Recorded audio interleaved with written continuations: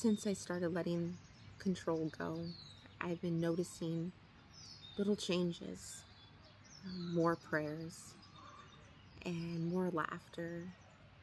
And we've been reading the Bible together, and the kids actually been getting more involved with it.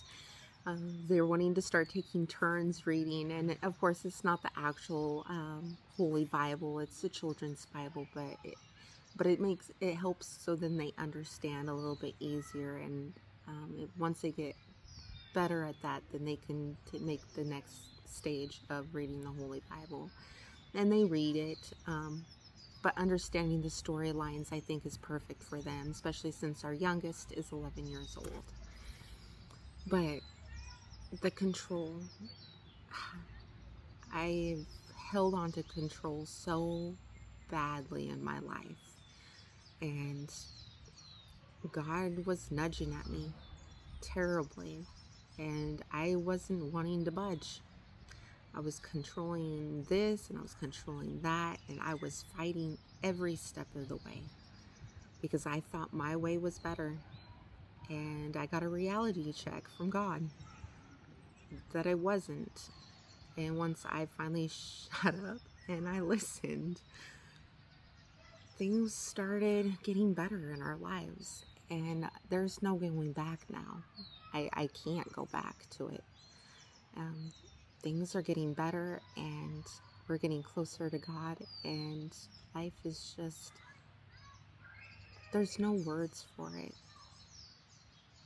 A family is becoming a family, and I'm enjoying every step of the ride.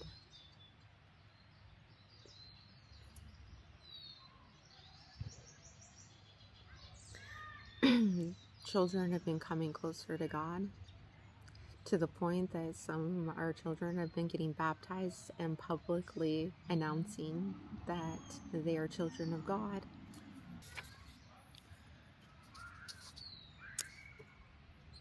God can do the impossible. Where I thought I could do, add a newsflash, I can't. I'm human. I can't do it. There's a lot of things I can't do, and I did not want to admit, because sometimes things are the hard truth and you don't want to admit to them, and you want to live in those denials. And I had to face reality that I can't do it. I can't do it all. And I have to put my faith in God. And once I did, miracles is what it is. Miracles started happening in our family. So when you're in doubt, trust in Him. Trust that He can, because He loves you so much.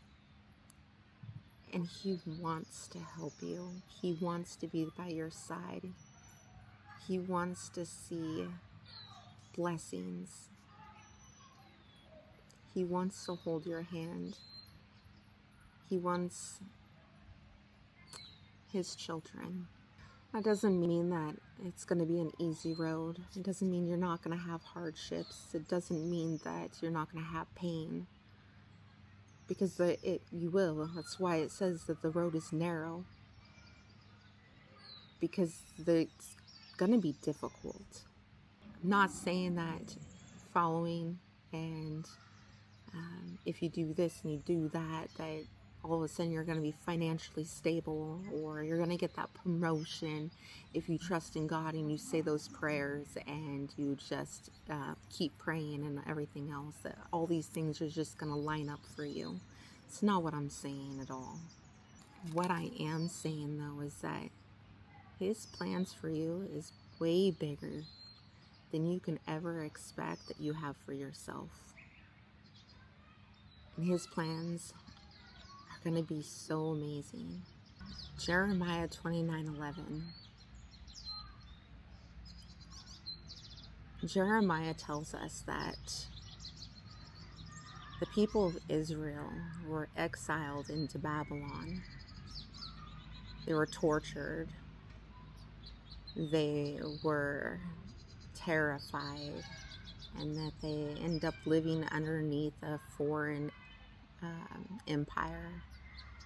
and that there were false prophets that were trying to tell them that they were going to be released. It tells them that no, it's not going to happen. That they're going to spend another 70 years in Babylon. The majority of these people would never even be able to physically see, or have the opportunity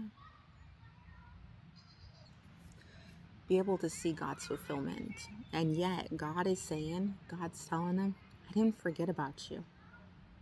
And that's what God is always telling us. Even though we're terrified and we don't know what's going on, God is still working. And he's always constantly telling us, I'm not forgetting about you. Even when you don't see what I'm doing, I'm still working. I'm still working, and it might take a minute. But what I have planned for you isn't gonna harm you. I got plans to prosper you. I got plans for your future. I mean, look at Moses and look at David and the people of Israel from Egypt. Look how long a lot of people from the Old Testament had to wait for things. They had to wait forever for their promises. And now most of us don't have to wait that long because our life capacity doesn't last that long. But a lot of them, they had to wait decades to get to their promises. But God never fails us. Don't give up. Don't stop praying. God is with you, just like he's with me. And I'm never going to stop praying for things, even when I feel like I'm in doubt. And like with one of my girls getting baptized, I literally thought that the day would never come. She was so determined that she didn't believe in God. She would sit there and ask questions, and she was so determined that he did not exist. And I was getting so frazzled that I was at the point I was getting angry with her, because it was hard. It was really hard. And I was at the point where I was trying to force it on her. And finally I stopped, and I just started praying, and I was asking God, please just help me. I don't know how to do this with her. And he's like, take a step back, stop forcing it, and let me work. Shoot. Sorry. Just let me work. Let me do my thing. And I did. And it didn't happen right away. But the moment that it did, when she looked over at me and she told me that she wanted to get baptized, I had no words. I broke. I broke in tears, and I was in shock. I didn't know what to say, except for that. Actually, I don't even think I said anything.